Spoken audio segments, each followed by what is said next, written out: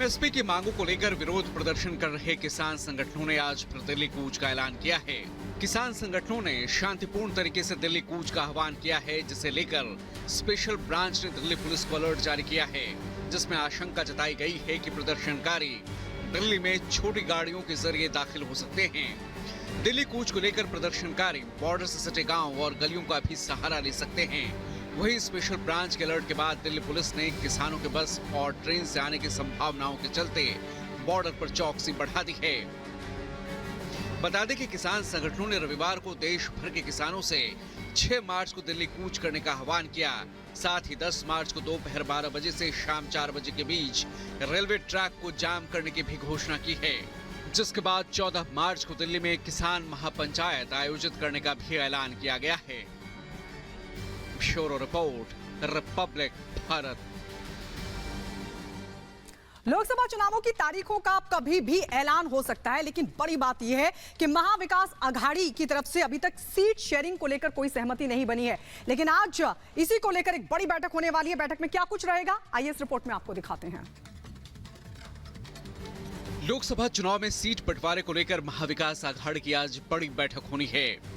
महाराष्ट्र की 48 सीटों को लेकर आज आखिरी दौर की वार्ता होगी। हालांकि इस दौरान प्रकाश अंबेडकर के नेतृत्व वाली वीबीए यानी वंचित बहुजन आघाड़ी को कितनी सीटें दी जाएगी, इसे लेकर अब भी संशय बरकरार है। वहीं वंचित बहुजन आघाड़ी ने बीते दिनों महागठबंधन से लोकसभा चुनाव को लेकर 27 सीटों की मांग कर सभी को चौंका दिया है।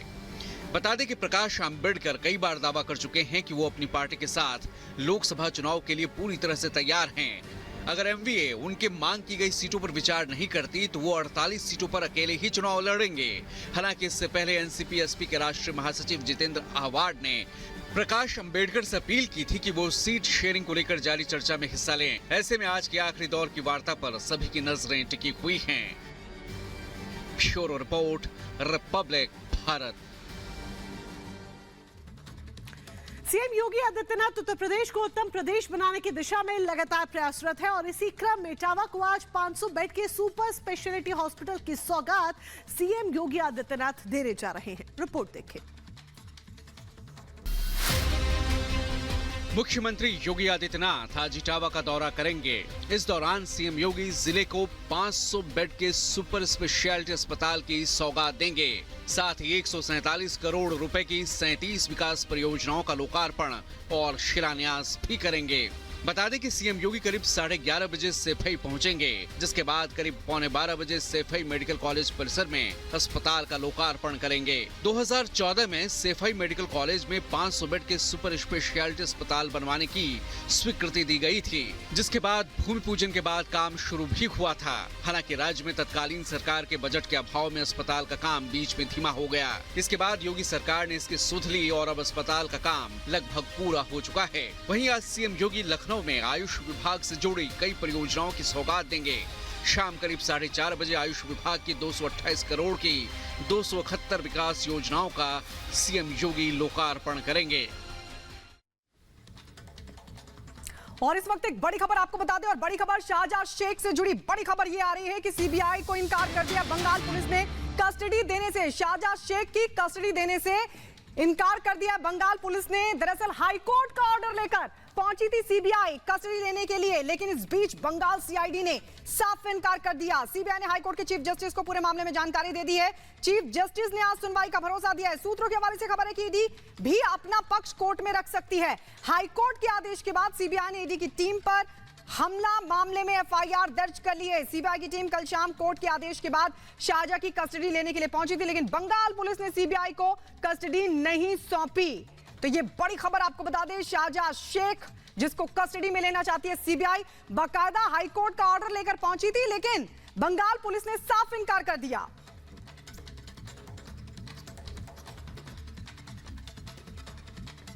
के चीफ गेस्ट होंगे प्रधानमंत्री नरेंद्र मोदी। आप भी हमारे साथ जुड़िए और आइए अब आपको दिखाते हैं देश की 5 बड़ी खबरें। तो देश की 5 बड़ी खबरें सबसे पहले आपको बता देते हैं जो दिन भर आज सुर्खियों में रहने वाली हैं। सबसे बड़ी खबर शाहजहां शेख पर है, जिसको लेकर संग्राम छुड़ा हुआ है, क्योंकि बंगाल सीआईडी शाहजहां शेख की कस्टडी सीबीआई को देने को तैयार नहीं और ऐसे में सीबीआई ने कलकत्ता हाईकोर्ट का रुख किया है। दूसरी बड़ी खबर दिल्ली कूच को लेकर है। प्रदर्शनकारी पूरी तैयारी कर बैठे में है। ऐसे में दिल्ली पुलिस अलर्ट मोड पर है कि छोटे छोटे ग्रुप्स में दिल्ली एंटर कर सकते हैं प्रदर्शनकारी। और तीसरी बड़ी खबर अंडर वाटर मेट्रो की सौगात प्रधानमंत्री नरेंद्र मोदी कलकत्ता वासियों को आज देने वाले हैं। और चौथी बड़ी खबर सीट बंटवारे पर सस्पेंस लगातार बरकरार है, क्योंकि सीट बंटवारा अभी तक इंडी गठबंधन में नहीं हो पाया है। और पांचवी बड़ी खबर योगी राज में माफिया का किस तरीके से सफाया हो रहा है। माफिया राज को खत्म करने पर योगी सरकार जुटी हुई है, ये साफ सीधे तौर पर नजर आ रहा है। चाहे अतीक अशरफ की बात कर लीजिए, मुख्तार अंसारी की बात कर लीजिए, या फिर अब धनंजय सिंह जो कि रडार पर है।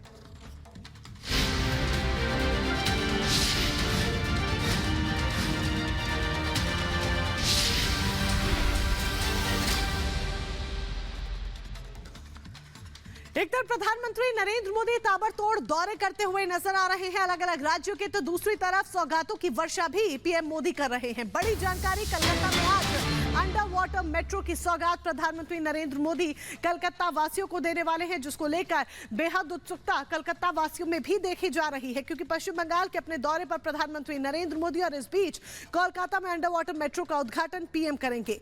15,400 करोड़ की कई कनेक्टिविटी परियोजनाओं का लोकार्पण और शिलान्यास करते हुए भी प्रधानमंत्री नजर आने वाले हैं। इसके साथ ही बारासात में नारी शक्ति सम्मान रैली में भी शामिल होंगे। पश्चिम बंगाल का दौरा करने के बाद सीधे बिहार के लिए रवाना हो जाएंगे प्रधानमंत्री नरेंद्र मोदी, क्योंकि धुआंधार दौरे प्रधानमंत्री के एक के बाद एक देखने को मिल रहे हैं। 10 दिन में 12 राज्यों का दौरा पीएम कर रहे हैं और पश्चिम बंगाल के बाद बिहार के लिए रवाना होंगे, जहां पर बेतिया में 8,700 करोड़ की कई परियोजनाओं की सौगात प्रधानमंत्री नरेंद्र मोदी देने वाले हैं। तो दो तस्वीर हम आपको दिखा रहे हैं। एक तरफ पश्चिम बंगाल का दौरा प्रधानमंत्री नरेंद्र मोदी करने वाले, एक हफ्ते में दूसरा दौरा होगा पश्चिम बंगाल का। और कोलकाता में जहां प्रधानमंत्री नरेंद्र मोदी धुआंधार प्रचार करेंगे, तो वहीं दूसरी तरफ आपको बता दें हजारों करोड़ की योजनाओं की सौगात भी देने वाले। इसके अलावा बारासात भी पहुंचेंगे प्रधानमंत्री नरेंद्र मोदी और यहां पर रैली को संबोधित करने वाले हैं। बड़ी बात यह है कि कोलकाता में अंडर वाटर मेट्रो का उद्घाटन भी आज प्रधानमंत्री नरेंद्र मोदी करने वाले हैं। तो धुआंधार प्रचार प्रधानमंत्री नरेंद्र मोदी का लोकसभा चुनाव के मद्देनजर। आपको बता दें लोकसभा चुनावों के ऐलान से पहले ही प्रधानमंत्री नरेंद्र मोदी का ताबड़तोड़ प्रचार और विकास की सौगात देने का सिलसिला लगातार बना हुआ। आज प्रधानमंत्री नरेंद्र मोदी पश्चिम बंगाल और बिहार में कई विकास परियोजनाओं का लोकार्पण और शिलान्यास करेंगे। कोलकाता में जहां प्रधानमंत्री Narendra Modi under water metro का उद्घाटन करेंगे, तो वहीं बिहार के बेतिया में हजारों करोड़ की विकास योजनाओं की भी देंगे सौगात। खास रिपोर्ट देखिए।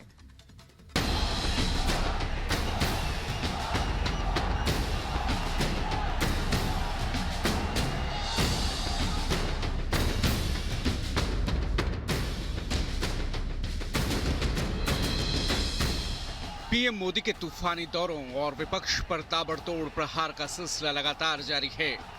आज एक बार फिर पीएम मोदी बंगाल और बिहार की धरती पर होंगे। पीएम मोदी कोलकाता को आज अंडर वाटर मेट्रो की सौगात देंगे, तो वहीं कोलकाता से ही देश के अलग अलग हिस्सों में 15,400 करोड़ की लागत से कई कनेक्टिविटी परियोजनाओं का लोकार्पण और शिलान्यास भी करेंगे।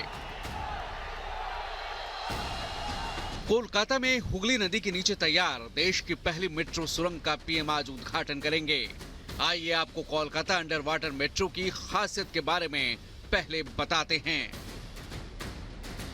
हावड़ा मैदान एस्प्लेनेड मेट्रो खंड में हुगली नदी के नीचे सुरंग तैयार की गई है। देश में नदी के नीचे तैयार ये पहला मेट्रो रेल रूट है। 16.5 किलोमीटर लंबा ये ईस्ट वेस्ट मेट्रो प्रोजेक्ट का हिस्सा है। 10.8 किलोमीटर का हिस्सा भूमिगत है, जबकि 5.75 किलोमीटर का हिस्सा एलिवेटेड है। कोलकाता में यातायात की भीड़ को कम करना इसका प्रमुख उद्देश्य बताया गया है। इसके अलावा प्रदूषण पर लगाम लगाने के उद्देश्य से इसे तैयार किया गया है। अंडर वाटर जो मेट्रो है वो पहले आएंगे एस्प्लैनेड स्टेशन और वापस इधर से आ सकते हैं सॉल्ट लेक सेक्टर 5 तक। बट अभी तक एस्प्लैनेड और शियालदा मेट्रो के बीच का जो काम वो थोड़ी सी बाकी है, इसलिए ये रूट अभी हावड़ा मैदान से एस्प्लैनेड तक चलने वाला है। ये रहा टिकट काउंटर, इधर से जो पैसेंजर्स है वो टोकन कलेक्ट कर सकते हैं। और दूसरी तरफ और भी जो नई फैसिलिटीज़, जो नई टेक्नोलॉजीज वो भी है।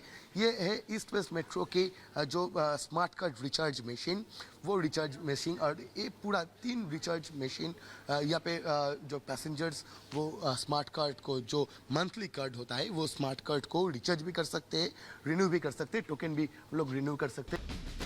कोलकाता के अलावा पीएम मोदी देश भर में कई अन्य महत्वपूर्ण परियोजनाओं का भी शुभारंभ करेंगे। रूबी हॉल क्लिनिक से लेकर रामवाड़ी तक पुणे मेट्रो का विस्तार होगा।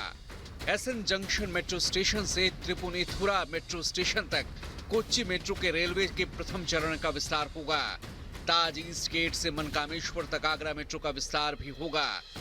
वहीं दिल्ली मेरठ आरआरटीएस कॉरिडोर का दुहाई मोदीनगर उत्तर सेक्शन और Pimpri Chinchwad metro, Nigdi Pune metro rail परियोजनाओं के पहले चरण की आधारशिला भी आज पीएम मोदी रखेंगे। देश को पहली अंडर रिवर मेट्रो मिलने वाली है। ये दौरा इस लिहाज से बेहद खास हो जाता है। 15,000 करोड़ से ज्यादा की परियोजनाओं की सौगात मिलने वाली है, लेकिन अंडर रिवर मेट्रो सुरंग का उद्घाटन करना बेहद ही महत्वपूर्ण हो जाता है। ये हुगली नदी के नीचे बनी सुरंग कोलकाता मेट्रो के ईस्ट वेस्ट मेट्रो कॉरिडोर का हिस्सा है, जो हावड़ा मैदान को एस्प्लेनेड से जोड़ती है, जिसके लिए खास तैयारियां की गई हैं। 10:15 बजे पीएम का कार्यक्रम होने वाला है। ये कार्यक्रम स्थल की तस्वीरें भी हम आपको दिखा रहे हैं और आपको बताएं कि इसी दिन कोलकाता मेट्रो के कवि सुभाष हेमंत मुखोपाध्याय और तारातला माजरहाट खंड का भी उद्घाटन पीएम के द्वारा किया जाना है, जिसे लेकर के खास तैयारियां की गई है। बंगाल से देश को कनेक्टिविटी की सौगात देने के बाद पीएम मोदी आज बारासात में नारी शक्ति सम्मान रैली में शामिल होंगे। संदेश खाली में महिलाओं पर अत्याचार की खबरों के बाद आज बारासात में नारी शक्ति सम्मान रैली पर सबकी नजरें होंगी। पीएम की रैली में संदेश खाली की महिलाओं के भी शामिल होने की खबरें हैं। नॉर्थ 24 परगना के तहत 5 लोकसभा सीटें हैं, जिनमें से 3 सीटें दमदम, बारासात और बशीरहाट टीएमसी के पास है, जबकि 2 सीटें बनगांव और बैरकपुर बीजेपी के पास हैं। संदेश खाली नॉर्थ 24 परगना जिले में ही आता है और बारासात में नारी शक्ति सम्मान रैली के जरिए फिर ममता सरकार को घेरने की तैयारी है। बंगाल के बाद एक बार फिर पीएम बिहार पहुंचेंगे, जहां बेतिया में 8,700 करोड़ की लागत से विभिन्न विकास परियोजनाओं की सौगात देंगे। प्रधानमंत्री 109 किलोमीटर लंबी इंडियन ऑयल की मुजफ्फरपुर मोतिहारी एलपीजी पाइपलाइन का उद्घाटन करेंगे। इससे बिहार राज्य और पड़ोसी देश नेपाल में खाना पकाने के लिए स्वच्छ ईंधन उपलब्ध होगा। प्रधानमंत्री मोदी